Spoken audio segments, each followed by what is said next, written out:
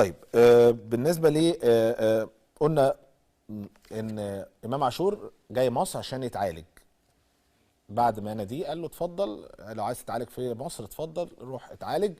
وبالتالي المدير الفني للمنتخب المصري فيتوريا تواصل مع امام عاشور عشان يطمن عليه، والراجل قال لك ده من الركائز الاساسيه بالنسبه لنا في منتخب مصر. هي بلا شك امام عاشور لعيب مهم ولعيب مميز جدا، ولكن طبعا زي ما قلت لكم امبارح كنت بتكلم فيها، مهم جدا عمليه تحسين العقليه بالنسبه لاي لاعب ممكن يسافر بره، منها امام عاشور، عشان يوصل لمرحله الاستقرار الفني والنفسي في الاحتراف. ان شاء الله امام عاشور يعدي المرحله الصعبه اللي في البدايه دي، لو في اصابه ان شاء الله يعديها بسرعه ويبتدي ياخد مشوار ممكن يكون طويل عليه، زي ما شفنا النجم قبل كده محمد صلاح عمل هذا المشوار من البدايه، من حتى واحنا بنتكلم في نادي صغير ثم نادي اكبر ثم اكبر ثم نجم من نجوم العالم.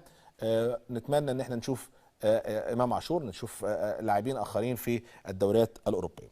واحنا بنتكلم على محمد صلاح، الديلي ميل طبعا كصحيفه بريطانيه بتتكلم على صلاح ان هو اعظم سلاح هجومي في ليفربول ولا ينافسه احد. الحقيقه كل ماتش بيحط هدف، اسيست. الحقيقه ما تيجي تبص الاسيستات كمان لصلاح حاجه جميله جدا. طبعا كلها بتبقى بناء على تحركات متفق عليها وتاكتكس موجود ما بين اللعيبه وبعضها، متفق عليه من المدير الفني، وتشوفوا حاجه جميله ورائعه وكده.